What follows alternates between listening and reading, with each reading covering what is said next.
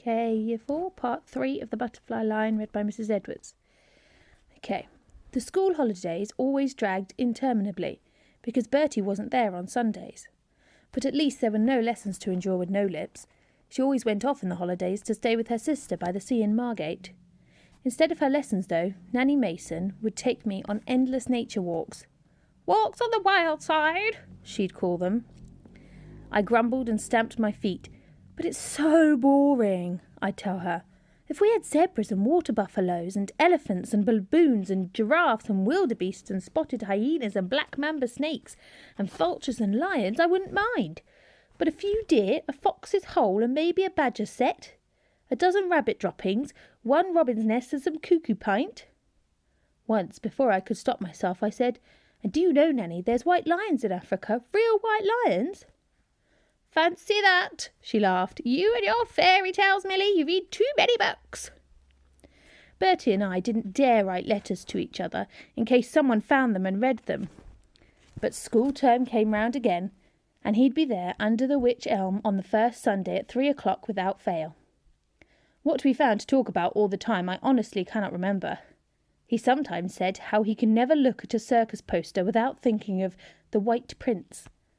But as time passed, he talked less and less of the White Lion, and then not at all. I thought that maybe he had forgotten all about him. We both grew up too quickly. We had one last summer term together before I was sent off to a convent school by the sea in Sussex, and he was to go away to a college under the shadow of Canterbury Cathedral. We treasured each meeting, knowing how few we had left. We were silent in our sadness. The love between us stayed unspoken.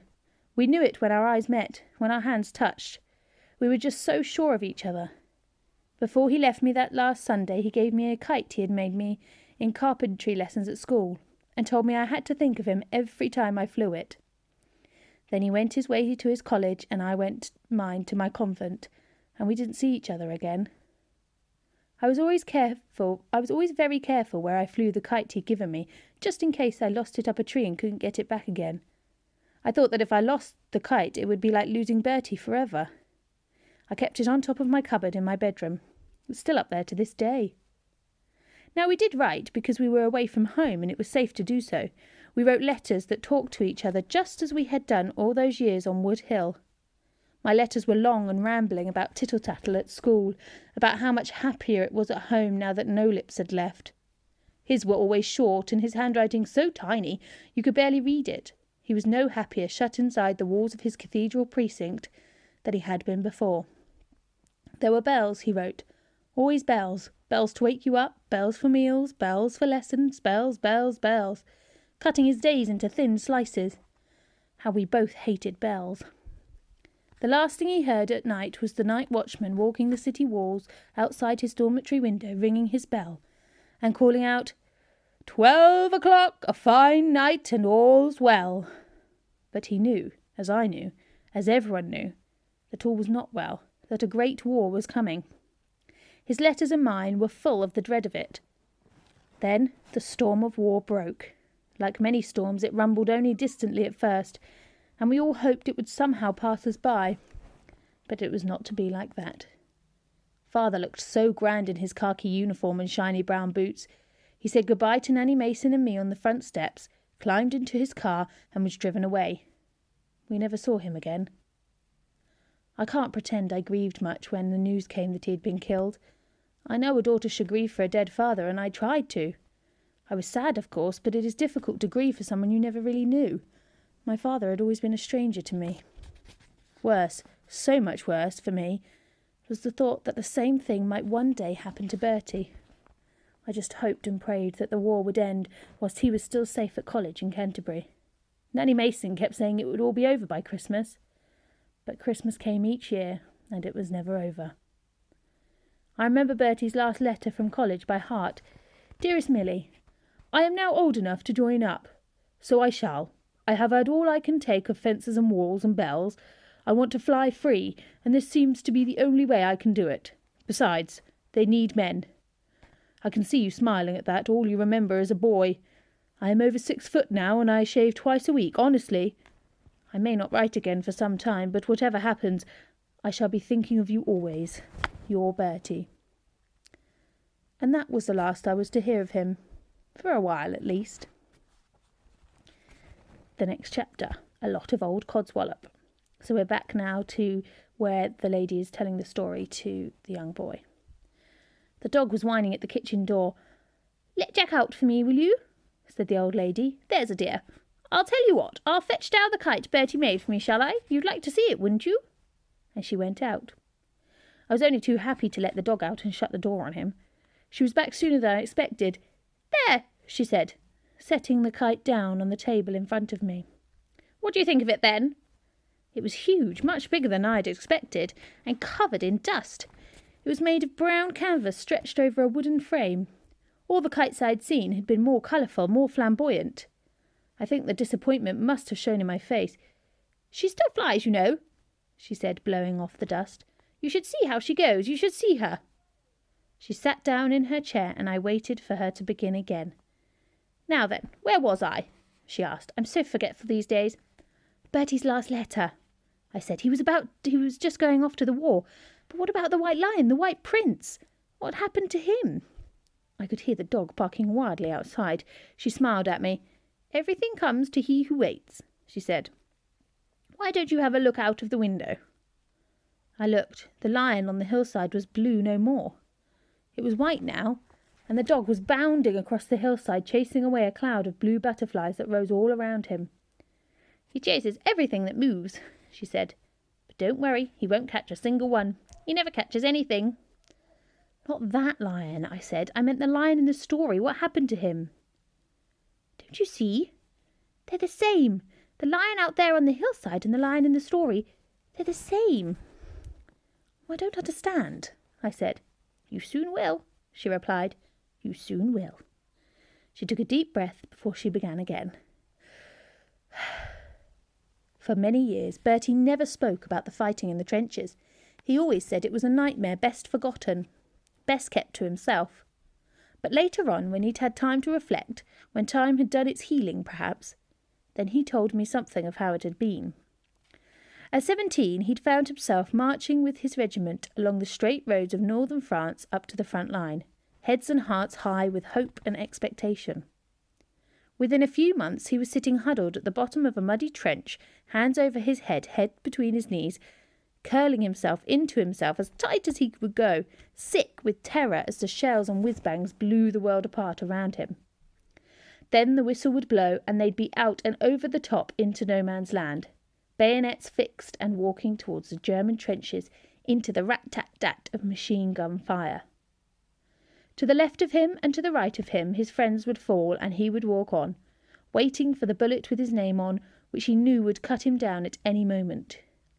At dawn they always had to come out of their dugouts and stand to in the trenches, just in case there was an attack. The Germans often attacked at dawn. That's how it was on the morning of his 20th birthday. They came swarming over no man's land out of the early morning sun, but they were soon spotted and mown down like so much ripe corn. Then they were turning and running. The whistle went and Bertie led his men over the top to counter-attack, but as always the Germans were expecting them, and the usual slaughter began. Bertie was hit in the leg and fell into a shell hole. He thought of waiting there all day and then crawling back under cover of darkness, but his wound was bleeding badly, and he could not staunch it. He decided he had to try to crawl back to the trenches whilst he still had the strength to do it. Hugging the ground, he was almost at the wire, almost back to safety, when he heard someone crying out in no man's land. It was a cry he could not ignore. He found 2 of his men lying side by side, and so badly wounded that they could not move. One of them was already unconscious. He hoisted him onto his shoulders and made for the trenches, the bullets whipping and whining around him. The man was heavy, and Bertie fell several times under his weight, but he got himself to his feet again and staggered on, until they tumbled together down into the trench. The stretcher-bearers tried to take Bertie away. He'd bleed to death, they said, but he would not listen. One of his own men was still lying wounded out there in no man's land, and he was going to bring him in no matter what. Waving his hands above his head, Bertie climbed out of the trench and walked forward. The firing stopped almost at once. He was so weak himself by now that he could scarcely walk, but he managed to reach the wounded man and drag him back. They say that in the end both sides, German and British, were up on the parapets and cheering him on as he stumbled back towards his lines. Then other men were running out to help him, and after that he didn't know any more. When he woke up, he found himself in hospital, lying in a bed with the 2 friends he had rescued on either side. He was still there some weeks later when he was told that he was to be awarded the Victoria Cross for his bravery under fire. He was the hero of the hour, the pride of his regiment. Afterwards, Bertie always called it a lot of old codswallop. To be really brave, he said, you had to overcome a fear. You have to be frightened in the first place, and he hadn't been. There wasn't time to be frightened. He did what he did, without thinking, just as he had saved the white lion cub all those years before, when he was a boy in Africa. Of course, they made a great fuss of him in the hospital, and he loved all that.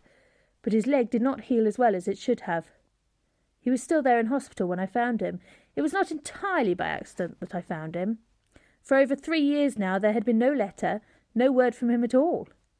He had warned me, I know, but the long silence was hard to bear. Every time the postman came, I hoped, and the pang of disappointment was sharper each time there was no letter from him. I told all to Nanny Mason, who dried my tears and told me to pray, and that she would too. She was sure there'd be a letter soon. Without Nanny, I don't know how I would have gone on living. I was so miserable. I had seen the wounded men coming back from France, blinded, gassed, crippled, and always dreaded seeing Bertie's face among them. I had seen the long lists in the newspapers of all the men who had been killed or who were missing. I looked each day for his name and thanked God every time I did not find it. But still he never wrote, and I had to know why. I thought maybe he had been so badly wounded that he could not write, that he was lying in some hospital alone and unloved. So I determined I would become a nurse. I would go to France and heal and comfort as best I could, and just hope that somehow I might find him.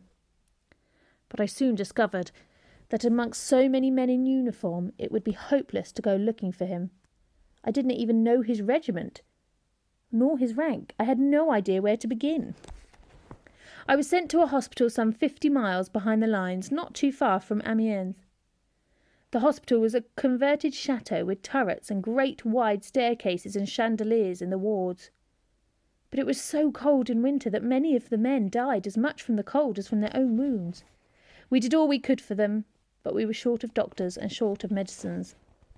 There were always so many men coming in, and their wounds were terrible, so terrible.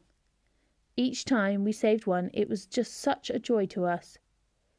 In the midst of the suffering all around us, we needed some joy, believe me. I was at breakfast one morning. It was June of 1918.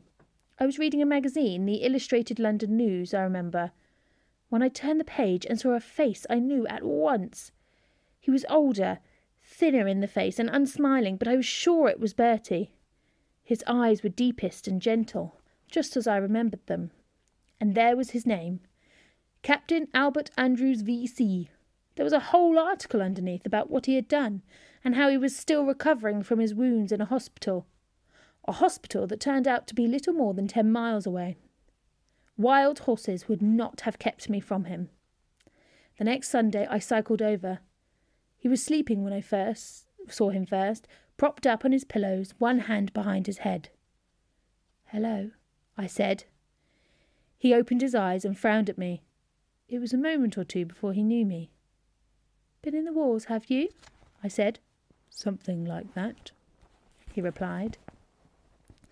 Another chapter, The White Prince.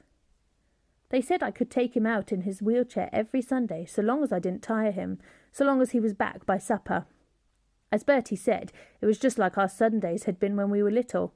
There was only one place we could go to, a small village only a mile away. There wasn't much left of the village, a few streets of battered houses, a church with its steeple broken off halfway up, and a cafe in the square, thankfully still intact. I would push him in his chair some of the way, and he would hobble along with his stick when he felt strong enough. Mostly we would sit in the cafe and talk, or walk along the river and talk. We had so many years to catch up on. He hadn't written, he told me, because he thought that each day at the front might be his last, that he might be dead by sunset. So many of his friends were dead. Sooner or later, it had to be his turn. He wanted me to forget him so that I wouldn't know when he was killed, so that I wouldn't be hurt. What you don't know, you don't grieve over, he said. He had never imagined that he would survive, that he would ever see me again. It was on one of our Sunday outings that I noticed a poster across the street on the wall of what was left of the post office. The colours were faded and the bottom half had been torn away, but at the top the print was quite clear. It was in French. Cirque Merlot, it read, and underneath, Le Prince Blanc, the White Prince. And just discernible, a picture of a lion roaring, a white lion. Bertie had seen it too. It's him, he breathed. It has to be him. With no help from me, he was out of his wheelchair, stick in hand, limping across the street towards the cafe. The cafe owner was wiping down the tables outside on the pavement. The circus, Bertie began, pointing back at the poster. He didn't speak much French, so he shouted it in English instead. You know, lions, elephants, cows, clowns. The man looked at him blankly and shrugged. So Bertie started roaring like a lion and clawing the air. I could see alarmed faces at the window of the cafe, and the man was backing away, shaking his head. I ripped the poster off the wall and brought it over. My French was a little better than Bertie's. The cafe owner understood at once. Ah, he said, smiling with relief. Monsieur Merlot, le cercle, c'est triste, très triste. And he went on in broken English. The circus, he is finished. Sad, very sad. The soldiers, you understand, they want beer and wine and girls maybe. They don't want the circus. No one comes. And so Monsieur Merlot, he have to close the circus. But what can he do with all the animals? He keeps them. He feeds them. But the shells come, more and more they come. And his house, how you say it, it is bombarded. Many animals are dead. But Monsieur Merlot, he stay. He keep only the elephants, the monkeys, and the lions, the white prince. Everyone loves the white prince. The army, they take all the hay for the horses. There is no food for the animals, so Monsieur Merlot, he take his gun and he have to shoot them. No more circus. Finish. Triste. C'est très triste. Go to part 4 for the next part of The Butterfly Lion.